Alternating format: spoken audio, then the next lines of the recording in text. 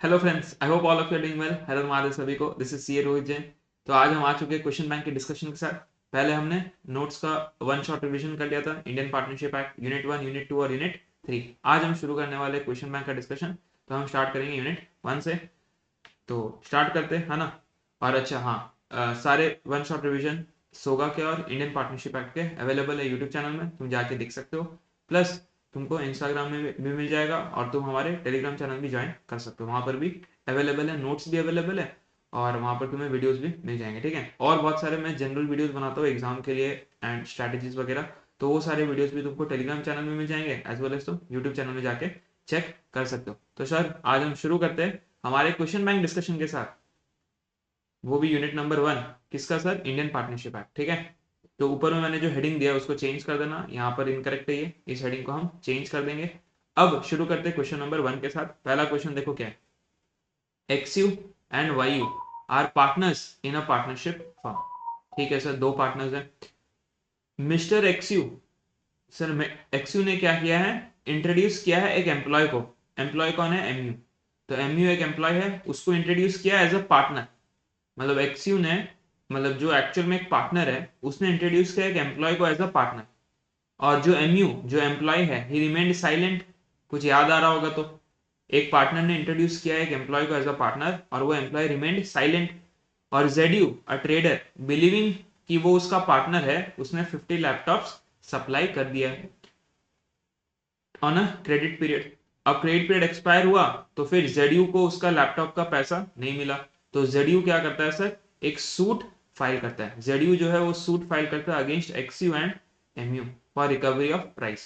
तो तुमको बताना है क्या एमयू, एमयू जो एम्प्लॉय है, एम्प्लॉय, क्या ये लायबल होगा सर?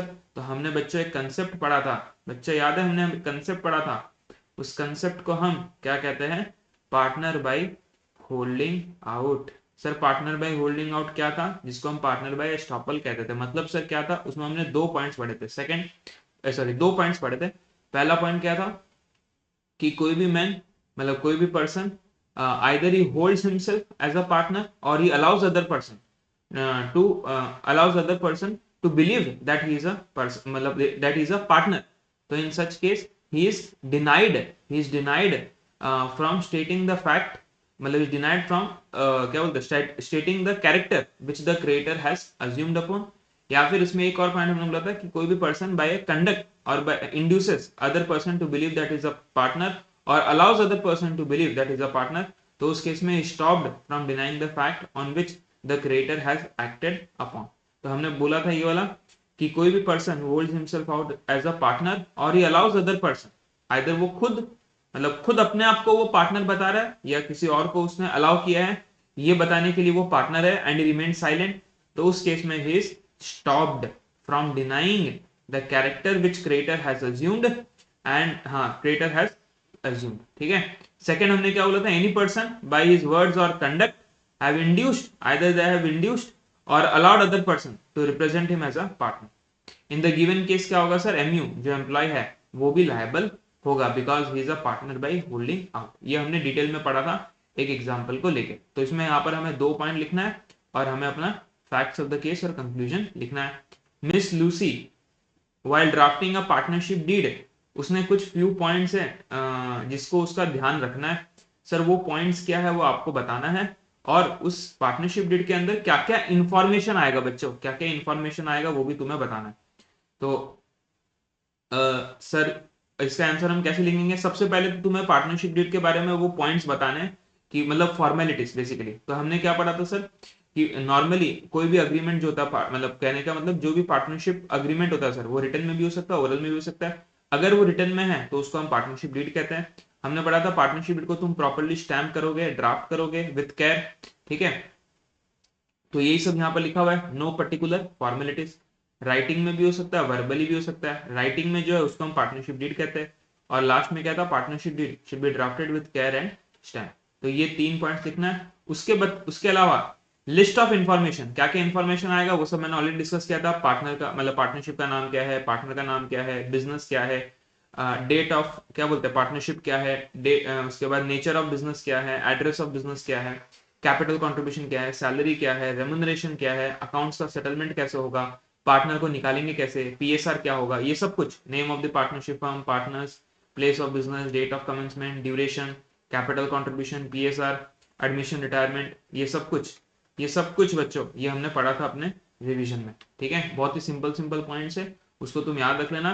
देखो ये सब पॉइंट्स तो बेसिक है, पार्टनरशिप फर्म का नाम, पार्टनर का नाम, फिर उसके बाद फर्म का जो सर फर्म का नेचर क्या है और फर्म का प्लेस ऑफ बिजनेस क्या है, पार्टनरशिप कब शुरू किया और ड्यूरेशन क्या होने वाला है। ड्यूरेशन मतलब बेसिकली सर हमारा वो फिक्स्ड पार्टनरशिप, सॉरी फिक्स नहीं सर, हाँ फिक्स पार्टनरशिप और पार्टनरशिप एट विल, ठीक है, तो वो तुमको बताना है। उसके अलावा बच्चों ये है अकाउंटिंग, ये सब अकाउंटिंग वाला पार्ट है जो तुमने सीए अभी जो तुम पढ़ रहे हो अकाउंट वाला सब्जेक्ट, उसमें होगा कैपिटल कंट्रीब्यूशन, पीएसआर, तो वही सब हमें बताना है। ठीक है, और लास्ट में provision for expression of partner. तो बहुत ही सिंपल पॉइंट था सर, ये तो सिंपल ही है। अब state, question number 3, state giving reasons whether the following are partnerships और नॉट। तो हमें बताना है कि पार्टनरशिप है या नहीं है। ठीक है sir X Y and Z agrees to divide the profits equally but the loss if any is to be borne by x alone. Is it a case of partnership? तो हमने बोला था sir profit sharing ratio is an essential element of partnership, not necessary कि losses share हो, अगर losses को एक particular person भी बियर कर रहा है तो उस केस में भी हम मानेंगे इट इज अ पार्टनरशिप। ठीक है, तो यहाँ पर क्या लिखा हुआ है sir, partnership is the relation, partnership पहले तो हमने देखो पहले तो क्या करना है, हमें डेफिनेशन लिख देना है, उसके बाद हमें बताना है yes it is the case of partnership, और रीजन क्या देना है sir, sharing of profits is an essential feature and there can be no partnership where, so there can be a no partnership where only one of the partners is entitled to whole of profits. Partners must agree to share profits in a manner they choose, but an agreement to share loss is not an essential requirement. समझ में आया? देखो sharing of profits is essential, अगर कोई single partner पूरा का पूरा profit ले रहा है तो उस केस में पार्टनरशिप नहीं है, शेयरिंग ऑफ प्रॉफिट्स होना ही चाहिए, इट इज एन एसेंशियल, लेकिन sharing of loss is not an essential requirement, तो thus it is the case of partnership, simple है। The second point, X a publisher, X एक publisher है, उसने अपना बुक पब्लिश किया एट इज ओन एक्सपेंस, मतलब खुद के खर्चे में, written by Y, and to pay Y half of the next net profit, मतलब जितना भी प्रॉफिट आएगा सर उसमें से 50% वो किसको पे करेगा, वाई को पे करेगा। Does this creates a relationship of partnership between X and Y? मुझे बताओ क्या इससे कोई रिलेशनशिप क्रिएट हुआ है? देखो उस बेसिकली क्या हो रहा है सर, वो बुक लिख रहा है, कौन बुक लिख, मतलब एक्स जो है वो बुक को पब्लिश कर रहा है और उस बुक से जो भी प्रॉफिट आएगा उसका 50% वो वाई को दे देगा, तो प्रॉफिट शेयरिंग तो है, लेकिन सर क्या यहाँ पर म्यूचुअल एजेंसी है क्या? तो यहाँ पर तो सर म्यूचुअल एजेंसी है ही नहीं, क्योंकि म्यूचुअल एजेंसी में क्या होता है सर, जो पर्सन है वो एजेंट भी है वो पार्टनर भी है ना, ये हमने पढ़ा था। तो यहाँ पर म्यूचुअल एजेंसी नहीं है, तो इस केस में सर यहाँ पर पार्टनर, मतलब क्या होगा इस केस में, यहाँ पर पार्टनरशिप है ही नहीं। समझ में आया? तो इसका आंसर हमें क्या मिला है सर, यहाँ से person who share, sorry sir second वाला पॉइंट है वो, शेयरिंग ऑफ प्रॉफिट्स तो है सर, लेकिन mutual agency which is essential element does not exist here since there is no partnership. समझ में आया? अब क्योंकि देखो अब यहाँ पर सेकंड क्वेश्चन क्या है, can paper third party make Y liable for paper supplied to X, तो ऑब्वियसली क्योंकि यहाँ पर एजेंसी, मतलब सॉरी क्या बोलते हैं, पार्टनरशिप है नहीं, तो उस केस में वाई तो लायबल नहीं होगा for paper supplied to X, अगर पेपर एक्स को बेचा है तो एक्स ही लायबल होगा, Y is not liable for the paper supplied to X. ये हमने पढ़ा था म्यूचुअल एजेंसी, याद है cardinal principle, mutual agency act done by क्या बोलते हैं partner is binding on all the partners, तो वो सब हमने पढ़ा था। उसके बाद A and B purchase a tea shop, tea shop उन्होंने खरीदा है, खर्चा किया है, ईच कंट्रीब्यूटिंग हाफ, अब शॉप को उन्होंने दे दिया रेंट में which is divided between both. तो इसमें बच्चा हमने दो तीन पॉइंट्स पढ़ा था, एक तो तुम जो रेंट में दे रहे हो ऑब्वियसली सर ये, क्योंकि तुमने क्या किया, एक शॉप रेंट में दिया, सिर्फ एक ही शॉप है, तो obviously it is not a business, it is not a business. Second sir यहाँ पर म्यूचुअल एजेंसी भी नहीं है, यहाँ पर म्यूचुअल एजेंसी भी नहीं है, तो इसीलिए इस केस में सर ना म्यूचुअल एजेंसी है ना बिजनेस है, तो इस केस में पार्टनरशिप भी नहीं है। तो यही चीज लिखा हुआ है sir, partners who shares rents they are actually not partners, rather हम इसे क्या बोलते हैं, को ओनर्स, याद रखना, rather they are co-owners, ना ही बिजनेस है ना ही म्यूचुअल एजेंसी, ना बिजनेस ना mutual agency. Sharing of rent को याद रखना, हम उसे पार्टनर्स नहीं, हम इसे क्या बोलते हैं, को ownership. So what is the conclusive evidence, conclusive evidence क्या है, म्यूचुअल एजेंसी। देखो सबसे पहला पॉइंट, ये सारा पॉइंट हमने नोट्स में लिखा, there is a cardinal principle, it means there is a binding contract of mutual agency. देखो an act of one partner is equivalent to act of all partner, कोई भी एक पार्टनर जो काम करता है ये माना जाएगा सब पार्टनर्स ने वो काम किए हैं, and each partner is a मतलब which partner is a principal as well as an agent, principal भी है एजेंट भी है, and act done by one partner is equivalent to the act of all partner. Agent क्यों है? Because he binds the other partner, and principal क्यों है? Because it's bound by the act of other partners. And any act done in ordinary course of business is binding on the part. समझ में आया? तो ये 5 points है, ये हमने पढ़ा था. एंड द सेम वाज, और सुप्रीम कोर्ट का वाला वो जो केस तो याद है, कामत एंड को, कामत एंड को, जहां पर हमने बोला था कि एक पार्टनर जो है वो सब कुछ डिसीजन दे रहा है on behalf of other partners, तो ये माना जाएगा mutual agency is the conclusive evidence of partnership. याद रखना, mutual agency is the conclusive, मैंने बोला था it's a conclusive evidence of partnership. अब आते सर हम नेक्स्ट क्वेश्चन में, what is the true test of partnership, what is the true test of partnership. तो ट्रू टेस्ट में हमने पढ़ा था 3 पॉइंट्स था सर ट्रू टेस्ट में. एक तो क्या है सर, सबसे पहले अग्रीमेंट होना चाहिए to share profits, sorry agreement होना चाहिए बिजनेस का, सेकंड है शेयरिंग ऑफ प्रॉफिट्स, और थर्ड है म्यूचुअल एजेंसी. तो इसमें देखो क्या लिखा हुआ, या तो ये वाला क्वेश्चन देख लो या नीचे वाला क्वेश्चन देख लो, whether a group of person is or not a firm, और whether a person is or not a partner, explain the mode of determining the existence of partnership. तो पार्टनरशिप का एग्जिस्टेंस या ट्रू टेस्ट कैसे पता चलेगा sir, agreement to do business, sharing of profits, mutual agency. Mutual agency का point हमने ऊपर ही discuss कर लिया. अग्रीमेंट होना चाहिए सर, मतलब सबसे पहले अग्रीमेंट होना चाहिए, कहने का मतलब अग्रीमेंट होना चाहिए sir voluntary, on a voluntary basis, ना कि बाय स्टेटस. अगर बाय स्टेटस है तो उस केस में हम को ओनरशिप बोलते हैं, पार्टनरशिप नहीं बोलते.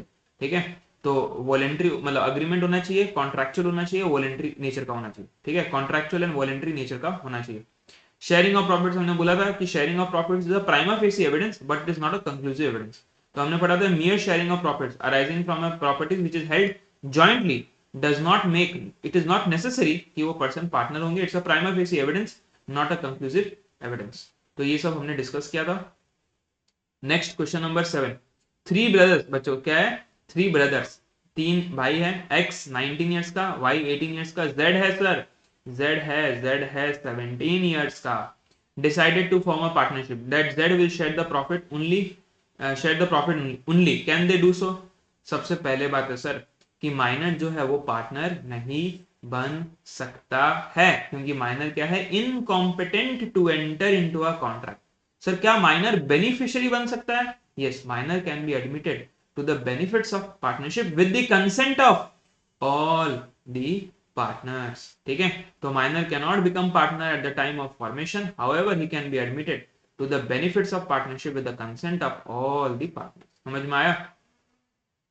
X Y Z agreed to share the profits of a business carried on by all or any of them acting for all. ठीक है सर, अच्छा ओके सर, ओके. मतलब सर यहाँ पर हमें ये पता चल रहा है क्या है, म्यूचुअल एजेंसी है. देखो कैरिड ऑन बाय ऑल और मतलब म्यूचुअल एजेंसी है. Management and control was interested in x. ठीक है, कोई प्रॉब्लम नहीं है, मैनेजमेंट कंट्रोल एक्स के पास है तो कोई प्रॉब्लम नहीं.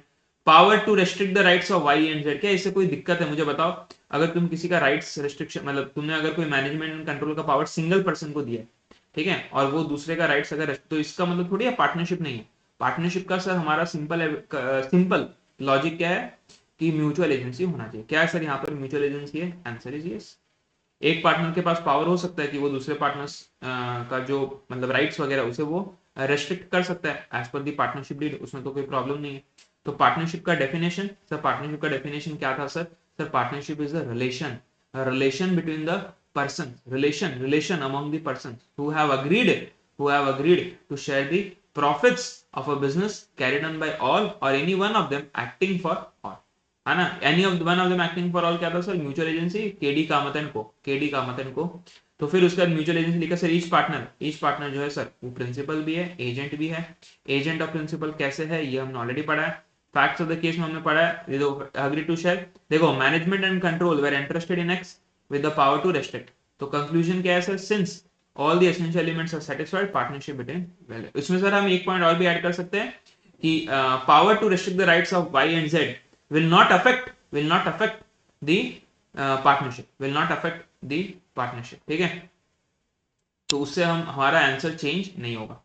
Next, can X and Y be regarded as partners और नॉट? हमें बताना है सर पार्टनरशिप है या नहीं. Basically X and Y jointly own a house and let it on the rent. हमने बोला है सर ये रेंट जो दे रहे हो सर, ना ही यहाँ पर बिजनेस है, उसके बाद सर ना ही यहाँ पर म्यूचुअल एजेंसी है, और प्लस ना ही सर यहाँ पर, और यहाँ पर बेसिकली क्या है सर? को ओनरशिप. को ओनरशिप, तो इसलिए it's not a partnership, they are not a partners, basically they are co-owners. ठीक है, ये हमने ऑलरेडी पढ़ लिया था सर। तो यहाँ पर इन्होंने क्या लिखा है sir, definition can not be, हमने बोला mere sharing of rental does not amounts to business and sharing of profits तो प्राइमा फेसी है बट कंक्लूसिव नहीं है, और फर्दर यहाँ पर सर म्यूचुअल एजेंसी भी नहीं है, दस दे आर को ओनर्स एंड नॉट पार्टनर्स। तो तुम्हें लिखना है सर कि एक तो बिजनेस नहीं है, एजेंसी नहीं है, and even sharing of profits क्या है सर, प्राइमा फेसी है लेकिन कंक्लूसिव एविडेंस नहीं है। X and Y jointly owns a house, वो एक घर सर घर को ओन कर रहे, और उन्होंने क्या किया, उसी घर को कन्वर्ट कर दिया होटल में आफ्टर इन्वेस्टिंग 1 लाख से सिमिलर, सर सेम क्वेश्चन है, same again not a partner, again not a partner. ठीक है, वही सेम क्वेश्चन है, तो यहां पर भी लिखना है सर वही सेम आंसर है तुम्हारा, इसमें और कुछ चेंज नहीं होने वाला। बिट 3 देखो, jointly owns a house, converted the house into hotel after investing 1 lakh, it was agreed that X would manage the hotel on his own and on behalf of Y. देखो on his own on behalf of Y, इसका मतलब क्या है sir, वो principal भी है वो agent भी है, इसका मतलब it's a case of mutual agency. And net earning, इसका मतलब सर म्यूचुअल एजेंसी भी है, बिजनेस भी है, शेयरिंग ऑफ प्रॉफिट्स भी है, thus it becomes partnership, it becomes partnership. ये देखो क्या लिखा है सर, सर म्यूचुअल, सबसे देखो हमने आंसर स्ट्रेट अवे स्टार्ट कर दिया, mutual agency is a conclusive evidence. हमने बोला था एवरी पार्टनर कैरिंग, मतलब एवरी पार्टनर जो है is a principal as well as an agent, और उसके बाद हमने पढ़ा था act done by one partner is equal to act done by all the partner. तो यहाँ पर test of mutual agency, sharing of profit satisfied है, thus X and Y are partners. ठीक है, देखो म्यूचुअल एजेंसी में जो हमने ऊपर में जो पॉइंट्स पढ़ा है, ये पांचों पॉइंट्स इंपॉर्टेंट है, इसमें से सबसे इंपॉर्टेंट है sir point number 3, point number 4 and point number 5। ठीक है, ये तीनों पॉइंट्स इंपॉर्टेंट है, इसको हमें याद रखना पड़ेगा as it is.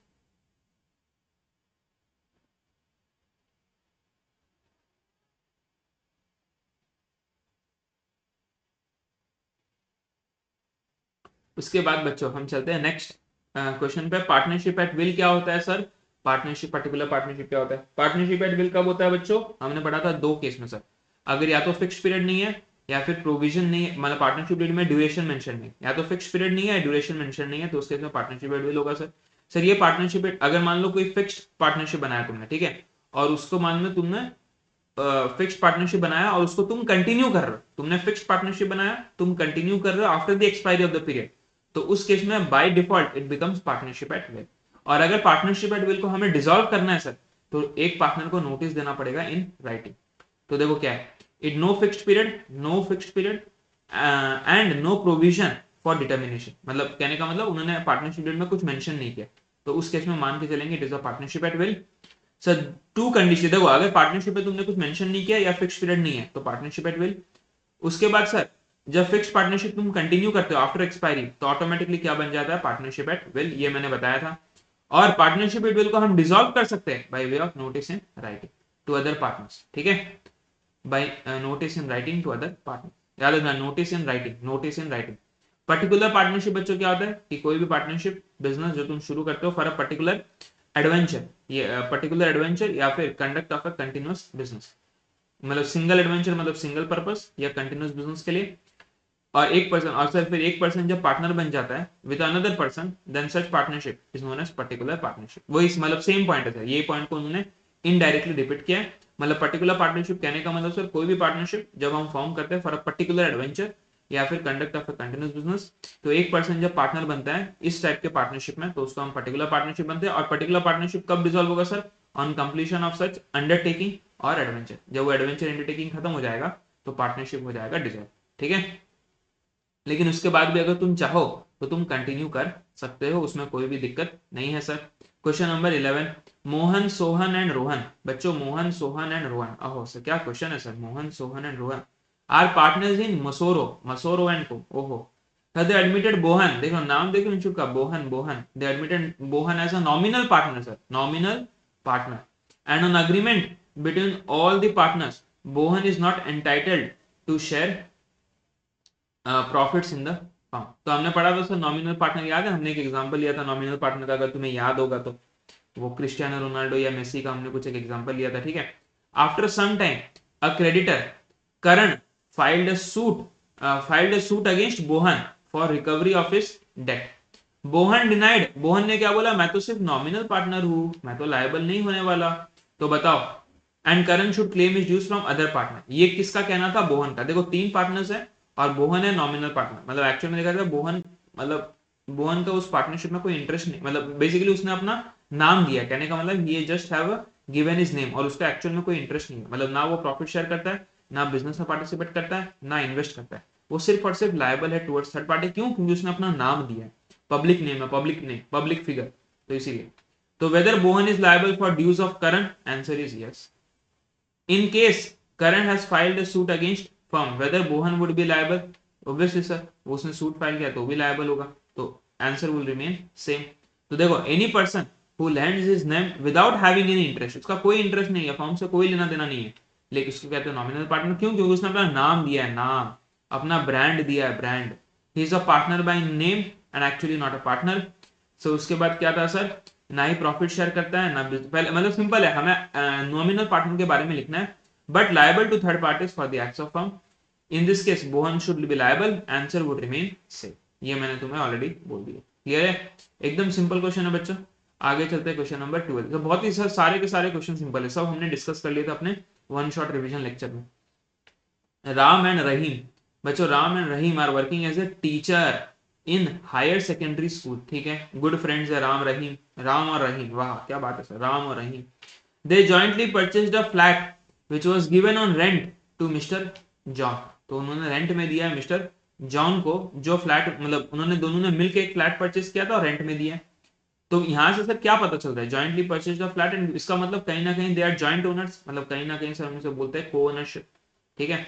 It was decided between landlords and tenant that the rent pay किया जाएगा 10,000 इंक्लूसिव ऑफ इलेक्ट्रिसिटी बिल, ठीक है सर, इलेक्ट्रिसिटी बिल के तहत मतलब इंक्लूड करके वो 10,000 का रेंट दिया जाएगा। It means sir, it means electricity bill will be paid by the landlord, मतलब तुम रेंट जो दोगे 10,000, उसमें इलेक्ट्रिसिटी बिल का पेमेंट इंक्लूडेड होगा, और जो भी इलेक्ट्रिसिटी बिल होगा वो लैंडलॉर्ड एक्चुअल में पेमेंट करेगा। लैंडलॉर्ड ने क्या किया, बिल पे नहीं किया था मंथ ऑफ मार्च 2021। अब इसके कारण डिपार्टमेंट ने क्या कर दिया सर, कनेक्शन काटा। Mister John has to pay electricity bill of 2800, John has to pay electricity bill of 2800 and ₹200 as a penalty to resume the electricity connection, मतलब टोटल उसने कितना पेमेंट किया, 3,000। अब जॉन ने क्लेम किया पूरा का पूरा 3,000 from Ram, but Ram replied that he is liable for 1,500। Ram ने बोला देख मैं तो 1,500 दूंगा, क्यों? क्योंकि हम जॉइंट ओनरशिप है, हाँ तो 1,500 रुपए मैं दूंगा, मुझे कोई दिक्कत नहीं है। लेकिन जॉन क्या बोलता है कि Ram and Rahim are partners, तो राम 3,000 पूरा का पूरा देगा, क्योंकि दोनों पार्टनर्स है, तो मैं राम से पूरा का पूरा 3,000 लूंगा, तो therefore he can claim full amount from any of the partner. ये किसका कहना था, जॉन का। अब मुझे बताओ, क्या Ram is liable to pay the entire amount of 3,000 to John? तो सबसे पहले sir Ram liable to pay 3,000 कब होगा, अगर वो पार्टनर है। अब बताओ क्या Ram and Rahim are partners? The answer is no, Ram and Rahim are not partners. क्यों सर? क्योंकि हमने पढ़ा था सर, कोई भी फ्लैट तुमने अगर परचेस किया और उसे अगर तुम रेंट में दे रहे हो, तो उस केस में हम उसे बिजनेस नहीं मानेंगे। एंड सेकंड, क्योंकि सर म्यूचुअल एजेंसी नहीं है, तो इसीलिए it is not a case of partnership. तो उस केस में सर क्या है, राम एंड रहीम आर को ओनर्स, दस इलेक्ट्रिसिटी बिल के लिए दोनों क्या होंगे सर, इक्वली लायबल होंगे। तो इस केस में सर राम लायबल नहीं है to pay 3,000, Ram will be liable to pay only and only 1,500 rupees. तो पार्टनरशिप का क्या करना है बच्चों, डेफिनेशन लिखना है, उसके बाद हमें एसेंशियल एलिमेंट्स अगर तुम लिख सकते हो, तो सारा का सारा एसेंशियल एलिमेंट्स जो हमने पढ़ा था, वो पांचू का पांचू जो एलिमेंट्स नहीं था, एसेंशियल एलिमेंट्स, वो लिख देना। उसके बाद हमें बताना है सर, यहाँ पर उन्होंने क्या किया, टीचर्स है, और जो उन्होंने फ्लैट दिया रेंटल इनकम में सर, वो बिजनेस नहीं है और म्यूचुअल एजेंसी भी नहीं है, thus they are co-owners and not partners. तो इस केस में पार्टनरशिप नहीं है, और 1,500 रुपये पे किया जाएगा, रिमेनिंग 1,500 तुम रहीम से क्लेम करोगे, ठीक है। तो पार्टनरशिप का डेफिनेशन, और साथ में अगर तुम चाहो तो ये पॉइंट भी ऐड कर सकते हो, फॉलोइंग एसेंशियल, डिपेंड करता है सर क्वेश्चन कितना मार्क्स है, उस हिसाब से तुम चाहो तो सारा एसेंशियल एलिमेंट्स ऐड कर सकते हो। Question number 13 again similar question, अगर तुम्हें याद होगा, अगर फिर से एक बार पढ़ लेते हैं। राम एंड श्याम, अच्छा ये क्वेश्चन अच्छा है सर, सिमिलर तो है लेकिन थोड़ा डिफरेंट है सर, वो याद है एक रील देखा होगा, सेम सेम बट डिफरेंट, तो वैसे ही टाइप है। Ram and Shyam are partners in a partnership form styled at RSN को, ठीक है सर, राम एंड श्याम है, फर्म का नाम क्या, RSN को। एक बार सर इसका ना हम वो बना लेते, क्या बना लेते सर, हम इसका चार्ट बना लेते, मतलब डायग्राम बना लेते समझने के लिए कि ये क्वेश्चन है क्या चीज का, है ना, ताकि हमें क्वेश्चन समझने में इजी जाए। कहाँ गया सर, कहाँ गया, हाँ ये। अब देखो दो पार्टनर है सर, आर और एस, दोनों ने मिलकर एक फर्म बनाया, इसको हम कहते हैं सर आर एस एंड। ठीक है बच्चों, आगे चलते हैं। आर एस इनको बनाया, ओके। गोपाल, गोपाल सर, गोपाल कौन है, एक बिजनेसमैन है, बिजनेसमैन है जो उसका क्या है सर, कॉमन फ्रेंड है। ठीक है, गोपाल एक बिजनेसमैन है, कॉमन फ्रेंड है उनका।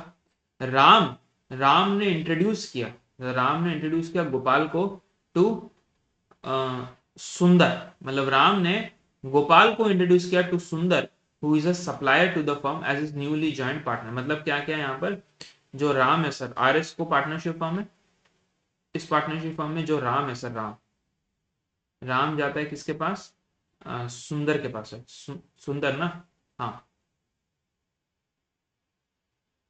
यहाँ पर कौन है सर, सुंदर। सुंदर कौन है, सप्लायर है, सप्लायर। और उस सप्लायर को राम ने क्या बोला कि देखो हमारे पास एक पार्टनर है, पार्टनर कौन है, पार्टनर गोपाल। उसने इंट्रोड्यूस किया गोपाल को एज अ पार्टनर, लेकिन एज अ पार्टनर उसने इंट्रोड्यूस किया।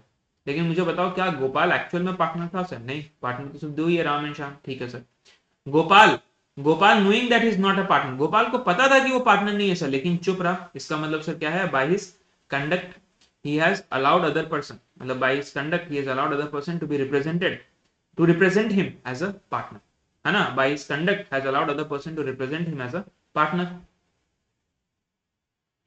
This information about Gopal being a partner was shared by Sundar with another businessman Madhav.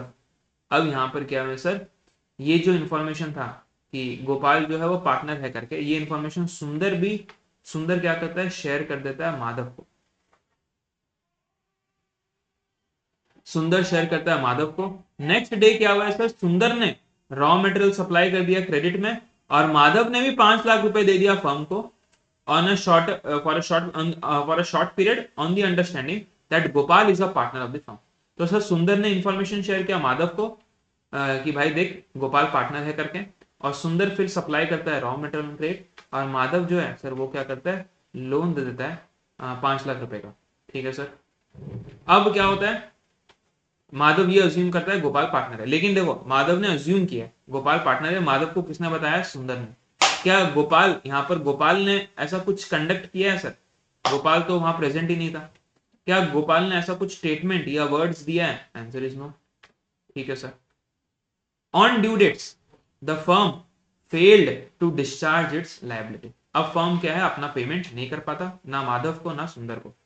Advice Gopal, अब तुम्हें गोपाल को एडवाइस करना है। गोपाल कौन था सर यहाँ पर, गोपाल था हमारा जिसको तुमने पार्टनर बनाया है, एक्चुअल में वो पार्टनर नहीं था, फ्रेंड था। Advise Gopal whether he is liable to Sundar and Madhav for the aforesaid liability। मुझे बताओ क्या गोपाल लायबल है टू सुंदर, आंसर इज सर यस। क्यों सर, क्योंकि गोपाल चुप रहा था, राम ने बोला पार्टनर है वो, और गोपाल चुप रह गया, इसका मतलब ऑटोमेटिकली गोपाल ने अपने आप को रिप्रेजेंट कर दिया एज अ पार्टनर, तो गोपाल इज लायबल टुवर्ड्स सुंदर, answer is yes sir. Sir लेकिन क्या Gopal is liable towards Madhav, sir क्या गोपाल ने यहाँ पर ऐसा, क्या माधव को उसने थोड़ी क्या बोलते हैं बाई कंडक्ट इंड्यूस किया था, क्या माधव को उसने कोई इंड्यूस थोड़ी किया था, माधव को तो इन्फॉर्मेशन किसने शेयर किया था, गोपाल ने, मैं सॉरी गोपाल ने नहीं सर, किसने, सुंदर ने शेयर किया था। सुंदर के इंफॉर्मेशन के बेसिस में माधव ने क्या कर दिया, लोन दे दिया, तो सुंदर के इंफॉर्मेशन के बेसिस में दिया ना, गोपाल ने थोड़ी उसे बोला था, या गोपाल ने थोड़ी इंड्यूस किया था, नहीं, तो Gopal will not be liable towards Madhav. तो सर हमें प्रोविजन क्या लिखना है, देखो where a man holds himself as a partner, either वो खुद होल्ड कर रहा है, allow other, then stopped from denying the character. इसमें सर इसको हमें कैसे याद रखना है, कीवर्ड याद रखना holds, when a person holds himself, either holds और अलाउज अदर्स, आइदर होल्ड्स और allow other to be to hold himself as a partner, तो उस केस में stopped from denying the character. ठीक है, आइदर होल्ड हिमसेल्फ और allows other to do so. Second, any person by his words और conduct, either words मतलब statement या conduct, has induced other partners to believe, मतलब उसने induce किया other partners को बाय वर्ड और कंडक्ट, और और allowed others to represent him, तो उस केस में भी याद रखना उस केस में भी सर क्या हो जाएगा, वो लायबल हो जाएगा। नेक्स्ट केस है सर हमारा फैक्ट्स ऑफ द केस, और फिर कंक्लूजन क्या है sir, facts of the case के साथ ही हमने कंक्लूजन दे दिया, गोपाल इज लायबल टुवर्ड्स सुंदर, सुंदर क्यों, क्योंकि उसने अपने आप को रिप्रेजेंट किया as a partner, he has allowed, हमने पढ़ा था ना, he has allowed others to represent him as a partner। ठीक है, he has allowed others to represent him as a partner। But Gopal is not liable to Madhav. He is not Madhav. Why, sir? Because information is being shared by the Sundar. Information was shared by Sundar and not by Gopal. So which is not falling within the ambit of doctrine of holding out. Thus, Gopal is liable to Sundar and not to Madhav. तो Gopal is not liable to Madhav Madhav क्योंकि sir information किसने share किया था सुंदर सुंदर actually partner था ही नहीं सुंदर तो एक सप्लायर था तो उस केस में ऑटोमेटिकली यहाँ पर Gopal will not be liable towards Madhav ठीक है बहुत ही सिंपल क्वेश्चन था बहुत ही अच्छा क्वेश्चन था याद रखना इस केस में ठीक है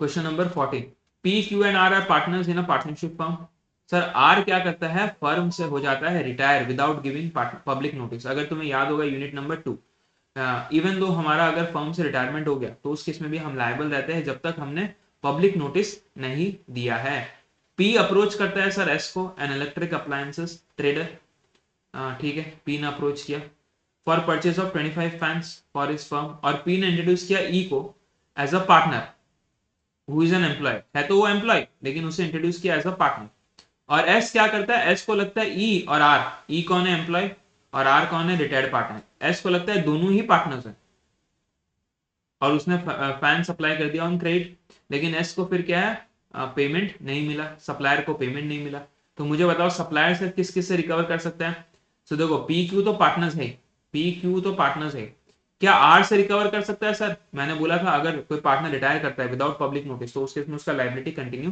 रहता है ठीक है तो इस केस में sir R will be liable sir क्या क्या ई जो फर्म का एम्प्लॉय है क्या वो भी लायबल होगा सर आंसर इज यस क्यों सर क्योंकि ही is a partner by holding out तो पार्टनर बाय होल्डिंग आउट और रिटायरिंग पार्टनर जिसने नोटिस नहीं दिया वो लायबल होंगे तो देखो हमने बोला था सर कोई भी रिटायरिंग पार्टनर हमारा any retiring partner will continue to be liable for the acts of firm until public notice has been given चाहे वो खुद दो या दूसरा दो लेकिन हाँ रिटायरिंग पार्टनर कब लायबल नहीं होता अगर थर्ड पार्टी को पता ही नहीं है कि वो पार्टनर था करके ठीक है उसके बाद सर हमने लिखा पार्टनर बाय स्टॉपर या पार्टनर बाय होल्डिंग आउट का प्रोविजन फिर हमने लिखा है बच्चों फैक्ट्स ऑफ द केस और उसके बाद फैक्ट्स ऑफ द केस के साथ कंक्लूजन क्या है कि आर लायबल होगा क्यों क्योंकि आर ने अभी तक नोटिस नहीं दिया ई कौन है पार्टनर बाय होल्डिंग आउट तो वो भी लायबल होगा तो इसका मतलब sir all the partners P Q R and E R liable towards S समझ में आया पी क्यू तो लायबल होंगे सर आर एंड ई भी लायबल होंगे क्योंकि आर क्या है रिटायरिंग पार्टनर जिसने पब्लिक नोटिस नहीं दिया है तो जब तक तुम पब्लिक नोटिस नहीं देते उस केस में तुम लायबल होंगे ठीक है और वो नोटिस सर कोई भी दे सकता है और उसके बाद पार्टनर बाय होल्डिंग आउट वाला पॉइंट ठीक है अब चलते हैं हम नेक्स्ट पॉइंट पे बच्चों अमित एंड अजय ने बिजनेस शुरू किया होलसेल ट्रेडिंग ऑफ शुगर का उन्होंने कंट्रीब्यूट किया 3 लाख और 1 लाख एक जन ने 3 लाख दिया एक जन ने 1 लाख दिया सर प्रॉफिट पार्टनरशिप उन्होंने बनाया परफेक्टली लेकिन उन्होंने शेयर ऑफ प्रॉफिट मेंशन नहीं किया तो शेयर ऑफ प्रॉफिट हमने पढ़ा था सर अगर प्रॉफिट शेयरिंग रेशियो अग्रीमेंट में मेंशन नहीं है या फिर डीडी साइलेंट तो उस केस में सर क्या होगा प्रॉफिट शेयरिंग रेशियो हम अज्यूम करेंगे इक्वल है ठीक है 1:1 रेशियो मतलब partners will be sharing profits equally मतलब प्रॉफिट्स भी इक्वली शेयर करेंगे लॉसेस भी इक्वली शेयर करेंगे अगर कुछ मेंशन ही नहीं है अगर कुछ मेंशन ही नहीं है तो प्रॉफिट्स भी इक्वली शेयर करेंगे लॉसेस भी इक्वली शेयर करेंगे due to the heavy rain stock of sugar was spoiled मतलब बहुत जोर से बारिश हुआ पूरा का पूरा शुगर का जो इन्वेंट्री है खराब हो गया और फर्म को लॉस हुआ 60,000 का Amit asked Ajay to contribute equally to the loss but Ajay ने कंट्रीब्यूट किया सिर्फ और सिर्फ 25% in the ratio of capital contribution मैंने बोला था कि अगर डीड या अग्रीमेंट में प्रॉफिट शेयरिंग रेशियो गिवन नहीं है तो हम प्रॉफिट्स एंड लॉसेस दोनों का दोनों इक्वली शेयर करेंगे लेकिन इसने कितना कंट्रीब्यूट किया सिर्फ 25% क्यों इन the ratio of capital contribution मुझे बताओ how much shall be contributed कितना आंसर होगा सर कितना कंट्रीब्यूट होगा 30,000 तो इसमें सर हमने क्या क्या पॉइंट्स लिखा देख फर्स्ट नॉर्मली सब partners are entitled to share profits equally ठीक है नॉर्मली आ जाएगा पार्टनर इक्वली और अगर अग्रीमेंट में मेंशन है तो एज पर द अग्रीमेंट ठीक है देखो इक्वली और कंट्रीब्यूट इक्वली द अमाउंट जो भी है वो shall be certain as per the agreement अगर अग्रीमेंट नहीं है तो इक्वली ठीक है नॉर्मली देखो जो भी प्रॉफिट शेयरिंग रेशियो होगा वो एज पर द अग्रीमेंट होगा लेकिन अगर अग्रीमेंट नहीं है तो फिर profit and losses will be shared and contributed equally और पीएसआर और कैपिटल कंट्रीब्यूशन का कोई भी लिंक कोई भी लेना देना नहीं है फिर उसके बाद facts of the case conclusion में क्या लिखा sir Ajay must share the loss in the given case Ajay and other partner must share the loss equally because there is no agreement because there is no agreement या फिर there is no profit sharing ratio decided among the partners thus in such case it will be presumed that losses are shared equally. ठीक है, and ratio of capital contribution is not related with the ratio of sharing profit. Simple है sir, capital contribution ratio और profit sharing ratio का लेना देना नहीं है, हम लॉसेस को शेयर करेंगे इक्वली। क्यों? क्योंकि अग्रीमेंट था ही नहीं, हम अज्यूम करके चलेंगे इक्वली। तो ये होता है बच्चों हमारा यूनिट नंबर 1 का क्वेश्चन आंसर डिस्कशन होता है यहाँ पर खत्म। तो आई होप तुम्हें समझ में आया होगा। तो एक बार तुम ये रिविजन क्या बोलते हैं क्वेश्चन बैंक का लेक्चर अच्छे से देख लेना। प्लीज मेक श्योर तुम कुछ क्वेश्चन लिख के प्रैक्टिस करो, जहां तुम्हें लगे तुम उस वीडियो को पॉज कर लेना, कोई प्रॉब्लम नहीं। ठीक है, तो आज के लिए इतना यूनिट 1 का डिस्कशन हमने कंप्लीट किया। अब हम स्टार्ट करेंगे यूनिट 2 का क्वेश्चन आंसर का डिस्कशन। यूनिट 2 और यूनिट 3 भी इंपॉर्टेंट है। यूनिट 2 में काफी सारे क्वेश्चन है जिसको हम आराम से क्लोज कर देंगे क्योंकि हमने रिविजन काफी अच्छे से किया था। ठीक है, तो मिलते हैं हम नेक्स्ट लेक्चर में। तब तक मेक श्योर एक बार तुम इस सारे क्वेश्चंस को अच्छे से सॉल्व कर लो, और ये वीडियो तुमको यूट्यूब में और इंस्टा में मिल जाएगा। ठीक है, इवन टेलीग्राम चैनल में भी अवेलेबल करवा दिया जाएगा। तो आज के लिए इतना, मिलते हैं हम नेक्स्ट वीडियो पे।